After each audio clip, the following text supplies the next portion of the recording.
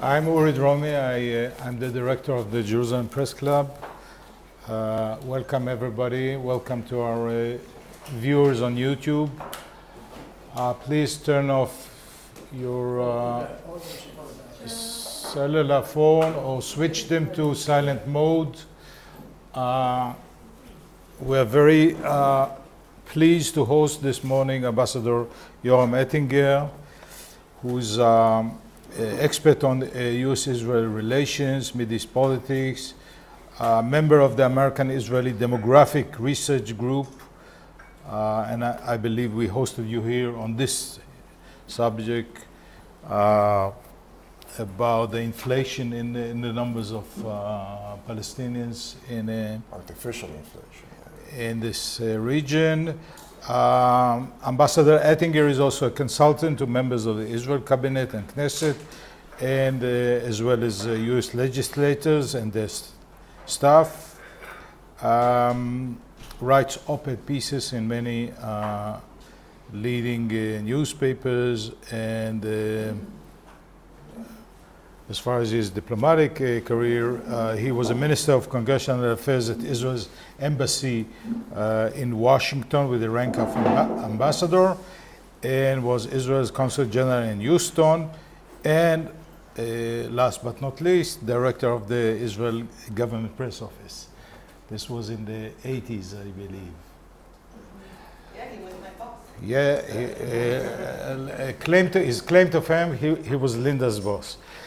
Okay, thank you. And the topic today is the impact of the U.S. presidential elections on Israel. So, Ambassador Ettinger, please. Okay, thank you very much. The key misperceptions about the impact of the presidential election in the U.S. upon U.S.-Israel relations can be gleaned through an event which took place in 1974, and that is the most significant increase in U.S. foreign aid to Israel. This increase was during the administration of President Nixon, who was not supported by the Jews in America, who provided minimal access to Jewish activists to the White House, who came to the White House with a distinct critical view of Israel, maybe even negative view of Israel, and on occasions expressed himself in a pretty negative mode about Israel, maybe also about Jews as a whole. But it was that president which led the way to the most significant increase in foreign aid to Israel. That is relevant to the upcoming election.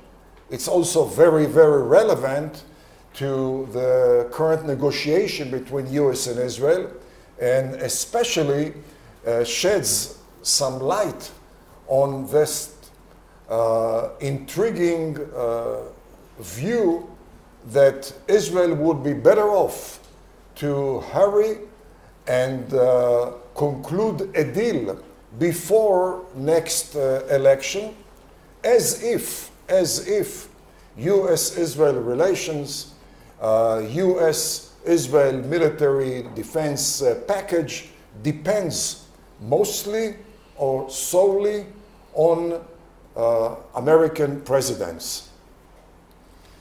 And once again, we noticed in '74 that a president who was not supposed to be pro-Israel, who did not come to the White House as pro-Israel, but in fact submitted a package which at that time was the most desirable package for Israel, and in fact contained the most dramatic ever increase in foreign aid to Israel. I mention that because erroneously, in my mind, the focus of those who evaluate Hillary Clinton versus Donald Trump as far as Israel is concerned, the misperception is that the most credible evaluation would be in accordance with their connection with the Jewish community in the US. That's number one. And number two, their position on Jerusalem united or redivided, on settlements, on the dialogue between Israel or the negotiation between Israel and the Palestinian Authority on the Golan Heights, and other peace process related issues. In my mind, those are secondary and maybe tertiary issues as far as US-Israel is concerned. And the bottom line of my own position is that irrespective of who is going to be the next American president, it's going to be the geostrategic reality in the Middle East and the world as a whole, which will be the number one factor determining the quality of US-Israel relations. And then it's going to be once again, the impact of the number one axis of the US political system, namely the American constituent, who is going to have the most impact on US-Israel relations. If we go back to 48, Harry Truman, until today, Obama, every single American president pressured Israel. Some of them also involved that pressure with military embargo, Truman, during the War of Independence. Some of them were also very aggressive as far as pressure on Israel. Once again, Truman. And the occupation of the areas in the Negev. If you want recognition of occupation in the Galilee, don't you dare annex West Jerusalem to Israel back in 1949. If you shall act alone, you shall remain alone. LBJ message to Eshkol in an attempt to prevent an Israeli preemptive military action. Eisenhower in 56. Eisenhower, Ronald Reagan. Ronald Reagan was the one who recognized the PLO. Ronald Reagan was the one who would not take any phone call from Begin during a substantial time of Israel's initial presence or in Lebanon, or hot pursuit of the PLO in Lebanon. Reagan's threats to Begin, unless you rescind the application of the Israeli law to the Golan Heights, there will be an embargo, there will be suspension of military deliveries, etc., etc., etc. And against all supposed odds, while that pressure has been an integral element, a systematic element of US-Israel relations, namely presidential pressure, the strategic cooperation between the two countries is currently at an all-time high, beyond the imagination of the most optimistic Israelis 68 years ago and even 10 or 15 years ago. Along with that stance by American presidents, the bureaucracy of foreign policy, namely the Department of State, did not want a Jewish state in 1947-48, and after reconciling itself with the existence of a Jewish state, has never shied away from pushing for very aggressive pressure on Israel to yield every single square inch of land taken over by the 6 Days War. And if you want to add to that the so-called elite American media, and then in the old days the Seven Sisters, the major oil companies, the major financial tycoons in the US, most of them were anti-Israel, very pro-Arab. The question is, so how come there is such a huge surge in strategic cooperation? And once again, my contention is that with all due respect, and I don't want to belittle the role of American presidents, they are not the sole or the most important element shaping US-Israel relations. And if we go back to the source of the nature of their relations, as I said before, number one is the major axis of the American political system, and unfortunately, in my mind, Israeli policymakers, Israeli public opinion molders are not in touch with the significance of the American political systems as far as the impact on US-Israel relations, deluding themselves, assuming that when it comes to foreign policy, when it comes to national security, it's the American president. Well, with all due respect, the war in Vietnam, Laos, and Cambodia was stopped in spite of President Nixon because Congress wanted it, and there was a vote, and the vote had a message. It could withstand a presidential veto, and that midnight the war was over, irrespective of Nixon's position. The same was the American military involvement in Angola, in Nicaragua. Reagan did not want an end, but Congress wanted an end, and therefore it was over. Reagan did not want to let down the clerk in South Africa. He viewed de Klerk as a major strategic ally. Maybe he was right, but Congress did not concur. And as a result, a vote took place. Reagan tried to threaten with a veto. The overwhelming vote was such that veto did not have any role, and it was the end of the apartheid regime in South Africa because Congress wanted it despite the presidential position. That was the case when Frank Church decided, in my mind for all the wrong reasons, but it didn't matter. He was the chairman of the Foreign Relations in the Senate. He and his allies decided to castrate the intelligence agencies, counterterrorism agencies of the US, and they did castrate it, even though, again, the American president opposed it, and certainly 1 million Jews departing from the Soviet Union was not because of American president, it was in spite of Nixon's opposition to the Jackson-Vanik amendment. By the way, Golda Meir opposed it as well, and Jackson told Israelis who tried to impress upon him that this would not bode well for the future of Soviet Jewry, and Jackson said, I don't do it because of Israel, I don't do it because of Jews, I do it because it's the right thing to do.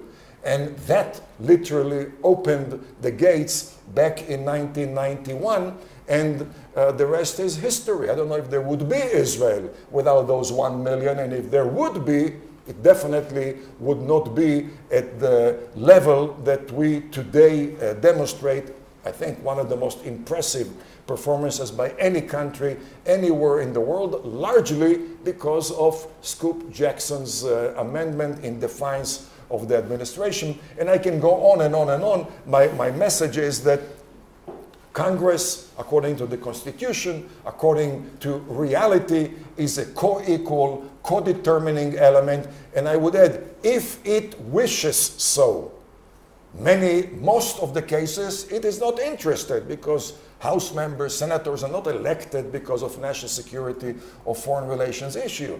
They are elected because of district issues, because of state issues, and therefore, in most cases, they prefer not to get involved. But once they do demonstrate a muscle which they can flex and that muscle is at least as equal as the muscle of the executive. And I say at least because it's Congress, not the president, which has the power of the purse in the US. And the other issue, which in fact is the reason for that congressional systematic support of Israel. From 48 until today, Congress has always been, both chambers, very, very pro-Israel. And the reason goes back to, again, the major axis of the political system, namely the constituent. The constituent in the US, unlike Israel, unlike Europe, is the number one owner or boss of the representatives. The notion "we shall remember in November" reverberates in all the corridors on Capitol Hill. Even in the Senate, where they elected for 6 years, they dread every 2 years that battle cry, "we shall remember in November." And the constituents, going back to the arrival of the Mayflower in 1620 or 23, the constituent has always been overwhelmingly not pro-Israel, but pro-Jewish state. Because the initial folks who came to America came to the modern-day Promised Land, so they believed, and they crossed the modern-day Red Sea, and they departed from modern-day Egypt, and they rebelled against modern-day Pharaoh. And today, when you walk into the American Supreme Court, above the seats of the 9 Supreme Court justices, there is the statue of Moses holding the 2 tablets. We don't have it, as far as I know, in our Supreme Court, but there are 7 more such statues at the American Supreme Court, Moses statue, and in the House of Representatives. Facing the Speaker is once again Moses. He's not the only statue there, there are 23, but he's at the center, and he's facing the Speaker, and he's the only one who looks straight. And when I asked, the curator, how come? Why is that statue or bust of the head of Moses different than all other busts? And the response by the curator was, "Aren't you a Jew from Israel? Don't you know that he is the source, and the rest are the derivatives, and therefore the rest are in profile. They stare at Moses. And Moses looks straight at the Speaker, so the Speaker will always remember the source." And again, I don't want to belabor the point, but people who are not familiar with the real America, which is not Manhattan or Capitol Hill or Los Angeles or Chicago, but real America. And this is where the vast majority of House representatives come, and this is where the vast majority of the senators come. People who do know the real America also realize that we're not talking about another foreign policy issue. Israel is not a classic foreign policy issue in America. Israel is a very special semi-domestic, semi-foreign policy, hence again, the systematic support by both chambers in Washington of the Jewish state. And by the way, going back years ago, when Theodor Herzl announced modern-day Zionism, it was in 1897, but in 1890 already there was the Blackstone Memorial, which was a petition signed by 400 leading Americans, senators, leaders of the House, leaders of the Senate, the Chief Justice, other justices from the Supreme Court, governors, etc., calling for the reconstruction of the Jewish Commonwealth in the land of Israel. 7 years before Herzl started it. I assume if there would have been internet those days, Herzl would have been even more productive than he was those days. Okay. And again, to wrap it up, I would say it's very important who will be the next American president, but we should bear in mind they are not the key player, they are not the sole player, and therefore U.S.-Israel relations will continue, in my mind, surging because of global geostrategic reality, because of the rise of Islam-driven terrorism, and I think in that regard we ain't seen nothing yet, and what we see now in Europe, unless there'll be dramatic changes in the US, we are going to see it in the US and other parts of the world. And my last comment would be, as an Israeli, as an ally of the US, I'm much more concerned with the candidate's position on resurrecting the defense budget of the US, on recognizing the threat of Islam-driven terrorism, recognizing the futility of allowing the UN to play a role of a playmaker in international relations, realizing the counterproductive policy of yielding to multilateralism, the unilateral independence of American action. Those elements are much more important, not only for America, but for America's allies like Israel. Then would or wouldn't the next president support expansion of settlements or not? Those are tumbleweeds on the road compared to the real smothering sandstorms which are threatening both the US and Israel. Wow, that was a speech. Okay, little adjustment, courtesy to our viewers, and with your permission, Walter. Well, Walter, yes.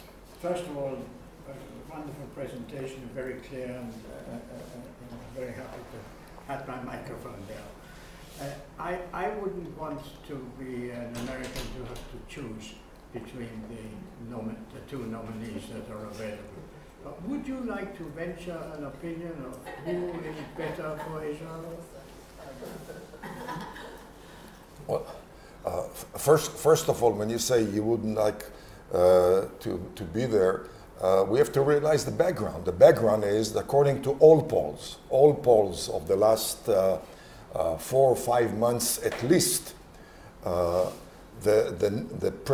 percentage of Americans who believe that America is on a slippery slope is around 65-70%. Namely, there is a gap of about 50% between those who believe that President Obama was right only a few days ago when he said this is the most peaceful time, the least violent time. He said that at the White House, at the Global Development Summit. The vast majority of Americans do not believe that. And therefore, there is a rebellion against the American establishment as a whole, but mostly against the Republican establishment, because the Republican establishment promised the Republicans that should there be a majority in the House, that would stop Obama. So in 2010, the Republican majority was reinstated in the House, and it did not have any impact on stopping Obama. Then the Republican establishment said, well, we need also the majority in the Senate. So the Republican constituents provided that, and in 2014, they resurrected the majority in the Senate, but to no avail. The Republican establishment proved itself to adjust itself very, very nicely to cozy relations with the administration. So the Republican voters are not tolerant of their establishment, and therefore, by the way, when Republican senators and congressmen and governors did not show up to the convention, it only strengthened Donald Trump's position among the core voters of the Republican Party, because the last thing that they wanted was to see Trump embraced by Mitch McConnell and his friends in the U.S. Senate or Paul Ryan. So Mitch McConnell and Paul Ryan showed up for a few minutes, but it was not a home court for them. As far as Hillary Clinton is concerned, there is also rebellion, and we saw that in the fact that an insignificant senator gave her the race of her life. Namely, Sanders has never been a significant senator. I'm not familiar of any significant legislation which was initiated by Sanders. I'm not aware of any bloc in the Senate which said, we would like to hear what is Bernie saying before we vote. He's a backbench type of a senator, but even such an insignificant senator provided Hillary Clinton with such a very formidable race for a simple reason. Hillary Clinton, rightly, wrongly, is identified as part of the establishment. Sanders is anti-establishment, and therefore he gained much more than he ever expected to get during that That's race. a long answer to a short question. Okay, now I'm getting to would it be good or bad for Israel? Certainly there are different worldviews between the two of them, and I repeat what I said before.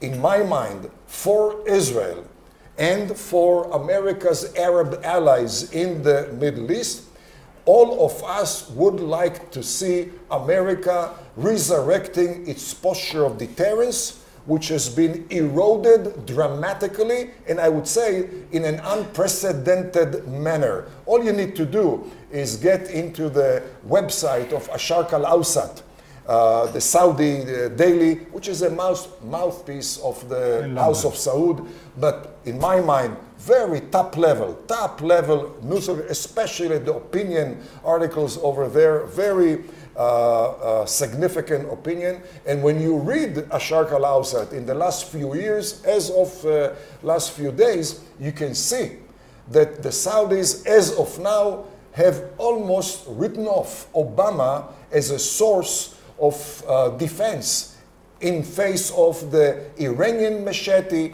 in face of other Islamic terrorist machete, which is really at their throat. And therefore, an American president who is going to resurrect the posture of deterrence, resurrect the size of the American defense forces, resurrect the defense budget, recognize Islamic terrorism for what it is, recognize Iran for what it is, that would be the most encouraging message to Cairo and Amman and Riyadh and Kuwait City, as well as to Israel. So your short answer is Trump. That's your interpretation. Jean-Michel. Concerning what you said about the power of Congress, how do you explain the vote which was about the Iran the Iran with the six countries agreement? The question was, what's your insight on the Iran deal? I don't contend that Israel controls the House or controls the Senate. That vote was on Iran. Israel had a clear position. It was enunciated by Netanyahu at the joint session, but it was perceived to be by most of them as an issue which should be decided by Americans in light of America's own interest. The fact is that the majority that Obama would have required, if that would be voted in accordance to the American Constitution, namely a treaty which requires 2/3 of the Senate, this would not be qualified to become a treaty. But once again, it was not perceived by the vast majority of them as a pro-Israel or anti-Israel, and therefore you had many very, very pro-Israel who assumed, rightly or wrongly, that on this one they can vote as requested by Obama. But if you look, for instance, at recent public opinions in the US, there is a annual February poll conducted by Gallup. And for the last few years, and specifically February of 2016, Israel has been around 70% popularity in the US, by the way, compared to 19%, 19, for the Palestinian Authority, which is down at the bottom along with North Korea and Syria and Iran, etc. And this has been a consistent level of support for Israel. If you look at attempts by Obama every single year to reduce the participation of the US in the co-development, US-Israel development of ballistic capabilities, every single year, Congress ups Obama's numbers by 2, 3, this year $400 million. And they do it knowing that the president, the Pentagon oppose it, but Congress decides to do it. And by the way, they don't do it for Israel. I happen to know the two co-chair of the Ballistic Caucus in the House of Representatives, and they tell me, we know it's good for Israel, but this is the best thing for America because the co-development is conducted in Israel. And the co-development costs about 50% of what it would cost in the US. The co-development saves the American research and development establishment between 5 and 10 years of research and development. And at the end of the day, we transfer to America groundbreaking technologies which have an impact on America's national security, which have an impact on America's research and development, and therefore on the competitiveness of the American defense industry in the global competition, and therefore it's good also for American exports and American employment, etc., etc. But the bottom line is that an American president opposes an increase, and Congress said, with all due respect, we have the power of the purse, we are co-equal, we are co-determining, and in a bipartisan mode, they vote a higher level amount for U.S.-Israel cooperation. Okay. Next. You talk about the majority of Americans being pro-Israel. There have been some polls that have showed that the younger Americans are not as pro-Israel. And there seem to be some overtones in both the Republican and Democratic Party of some anti-Semitic overtures going on. So I'd like your comment about that. Yeah. The question was, despite what you said about the ongoing popularity of Israel, support for Israel, the younger generation is turning away from Israel, and there's also some anti-Semitic overtones heard. I don't want to sound complacent. I'm not complacent. And in fact, I go to the US 4, sometimes 5 times a year, not as a tourist, but I spend a month, sometimes 5 weeks per visit in order to contribute whatever I can to minimize the phenomena that you just expressed. However, we should take it in context. And I can provide a personal angle of that context. My acquaintance with the US started in 1966 when I came to Texas for my undergraduate. And I have kept in touch with the US on a very intimate, systematic level since then. So it's 50 years. 50 years. 50 years. In 66, I remember coming to the home of my uncle and my aunt where I stayed during my studies, my undergraduate studies, and I was shocked because noontime they had a seminar. I guess El Paso. El Paso, Texas. they had, and I said, even in El Paso, remote from the major centers of the US, they held a seminar, and the seminar featured a representative of the Arab League from San Francisco, a local professor, and an anti-Zionist rabbi from New York. And for 2 hours, they butchered Israel. Those days, I was completely out of touch with the issues. My concern was school and basketball and football. I could care less No about girls, no. and having good time in between. But I was not involved in any so-called public diplomacy for Israel. I was shocked. And I was told by my uncle, my aunt, welcome to America. This is the real America. Israel has problems on campuses. And about a few months later, I got a call. Shulamit Bat, you may know her, yes. and the late Ehud Sprintzak. Of course. They were the top activists those days of the Israeli student organization in America. They called me from New York. We understand that you are there. We understand that you care. Would you get involved, etc., etc., etc.? I mention that because traditionally, younger generation has always been more critical of Israel, and the more, I would call it, mature generation has always been more supportive of Israel, by the way, among Jews and among Christians alike. However, there is a very simple biological phenomena. Young people become mature. It's very And simple. they see the light. No, the numbers lend credence to that. How come that since 1966 at least until today, every single poll showed us Israel has problems with the young people, Israel's major supporter is the older people, and this goes year after year after year, which means the young people are now joining a new age group, and guess what?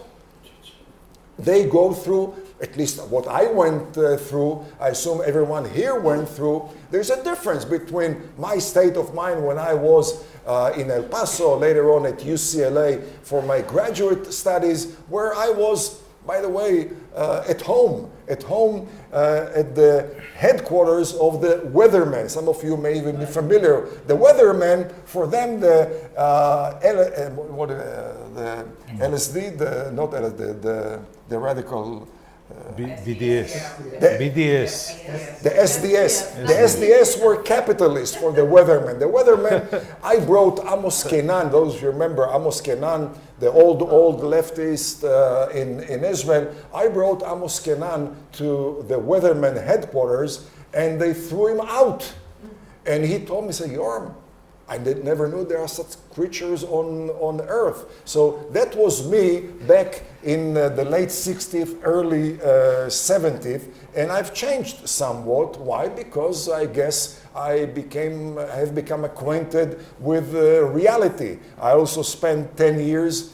I established and I ran a Middle East research unit, which I think put me on the proper On the right course. side. On the right side. I didn't want to say right side. I say proper side. But anyway, I'm not complacent. I don't ignore the problem. We have major problems there. There's no doubt. But we should not provide a wrong interpretation that young people are against and old people are for, and therefore the future is very gloomy for Israel. Absolutely not true. Before the follow-up, I just want to mention that we are aware of that, and still we think we should invest something in the young generation. No, definitely. And therefore, the JPC has been bringing over missions of journalism students. We just hosted a group from the City University of New York, and in September we are hosting people from Medill, the Medill School of Journalism at Northwestern, and we're looking at Berkeley, Missouri, and others. Follow up. The Democratic and Republican parties have reflected some anti-Semitism. And what I'm saying is, if you have a majority of Americans that are pushing those parties, yet you have this anti-Semitic overtones. Okay, the which question come was up- the anti-Semitic utterances among Republicans and Democrats. I have not noticed any significant anti-Semitism in either convention. Yes, I'm aware that there are some elements who, in my mind, represent a tiny minority in America, even among the Democrats. Those who burned the Israeli flag do not represent the Democratic Party today, certainly do not represent the Democrats in the House, the Democrats in the Senate. But if you look, for instance, at the Republican platform and you compare it to prior, this is a platform which is the most pro-Israel ever. It's a platform which probably would be more hawkish than any platform of Israeli parties which are on the right side here in Israel. In May, I participated, or I attended, the Texas State Republican Convention, and over there they had a pro-Israel section, and an increasing number of states now have pro-Israel sections in their own platforms. Not to mention, by the way, I mentioned Moses and Supreme Court and the House of Representatives. If you will pay a visit to Austin, Texas, and you visit the state capitol, you'll see on the ground of the state capitol there is a monument of the Ten Commandments, and an identical monument in Oklahoma City, on the ground of the state capitol in Oklahoma City. And when the issue was brought all the way to the Supreme Court, and there were organizations, by the way, led by Jewish lawyers, who contended that this is a breach of separation between state and church, it was the Supreme Court in 2005 which decided that Ten Commandments monument is a reflection of American culture and not a religious monument. Yes, please. Yes. What's the impact of the Hispanic voters on the Israeli relation? The question was, what is the impact of the, I'm adding, rising numbers of Hispanic voters on Israel-U.S. relations? First of all, the Hispanics have the highest fertility rate in the U.S. They are growing the fastest among all segments of the American population. Not to mention the influx of people from Mexico. Absolutely. Immigration also plays a role. There is, again, a superficial view that Hispanics are not very pro-Israel. I can say, based on my experience in Texas and New Mexico, where there is a substantial Hispanic element, and currently everywhere you go in the U.S., you have substantial Hispanic elements, that Hispanics fundamentally are very ripe for positive views on Israel. Hispanics do have a very, very positive view on religion. It's Catholic, it's not Protestant, which is not the same when it comes to Jews, Judaism, or Israel, but they do have deep sentiments towards religion, and therefore, potentially, they do have also a positive attitude towards the Jewish state. Hispanics in the U.S. are very military-minded. There is a growing element in the U.S. Armed Forces, which is Hispanic element. Hispanics are very patriotic. And Hispanics, I would even say, are people who are on the upward movement, hardworking people. And interestingly enough, in Texas at least, there is certain correlation between the upward movement of Hispanic folks and the transition from the Catholic Church to one of the Protestant churches. Now, the idea that the Hispanics are sure block for Democrats is not entirely true. There's no doubt.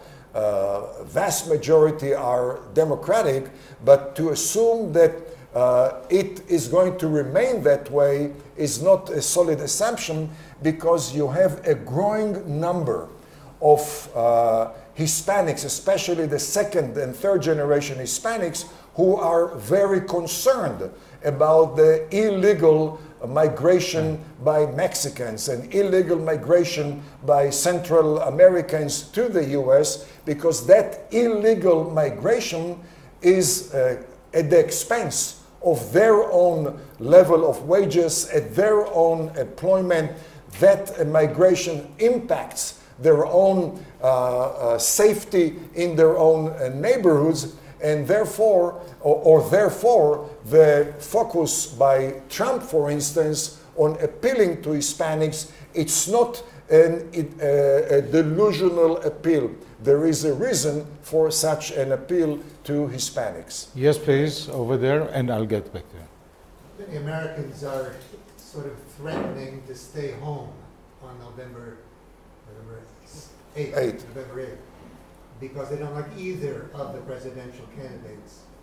One of the things that could trigger, of course, is a change in the Congress. And for you, the Congress is really crucial here. Right. If the Republicans, for example, stay home and don't vote for Trump, many of them, you could see a strong swing to the Democrats, a swing to the left in the country. Is the change of the Congress something that worries you?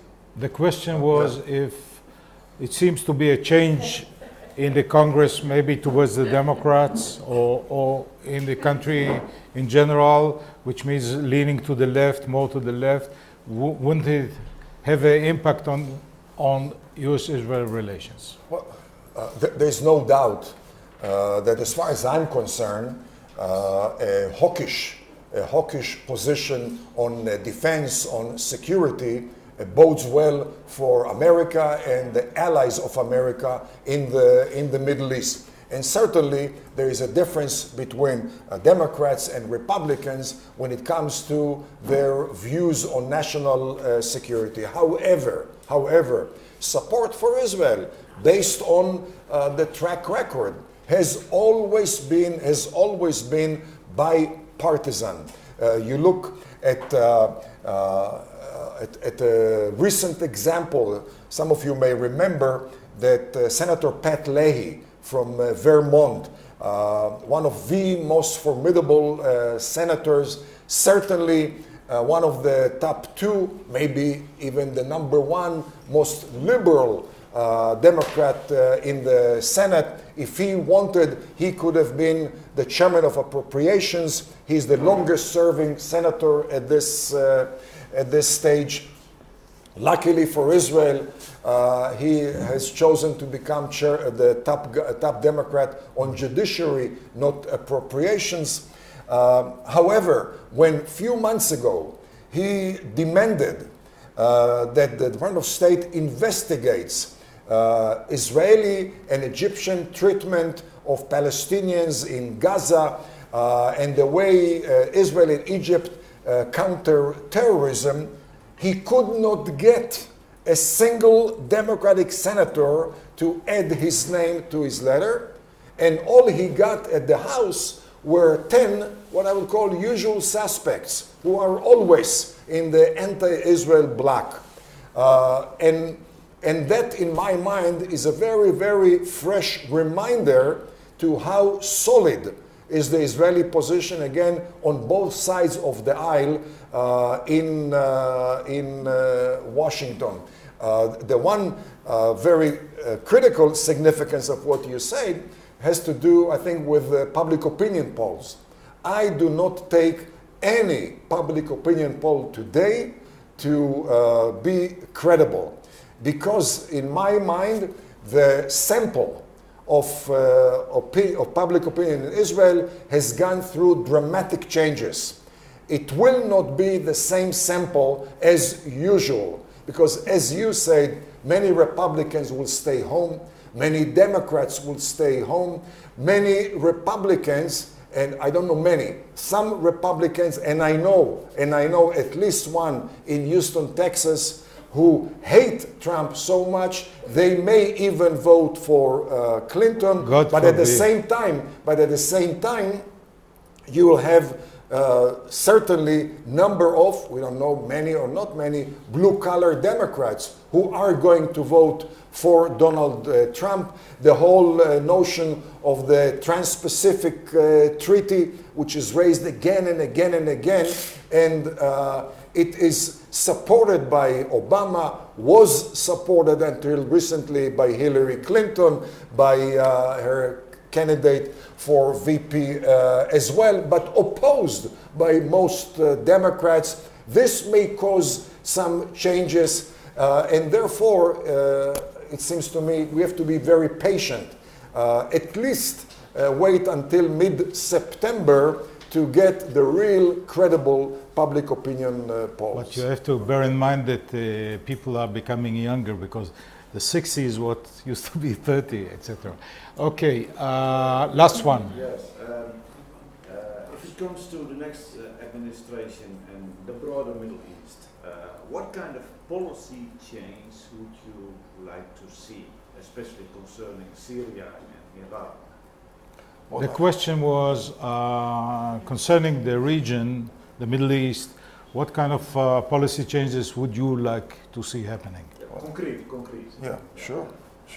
And again, I emphasize what I like is what I assess is first and foremost best for America, and therefore I said, as far as I'm concerned, more important for me, I would rather see a president who is pushing Israel to withdraw to 67 lines, but at the same time reboosts U.S. posture of deterrence. I would love to see that president in, rather than one who says, as far as I'm concerned, Israel can settle the whole of Judea Samaria, but I'm not going to build up or to boost U.S. defense budget, etc. The key issue today in my mind is to reacquaint America once again with global reality, with the Middle East.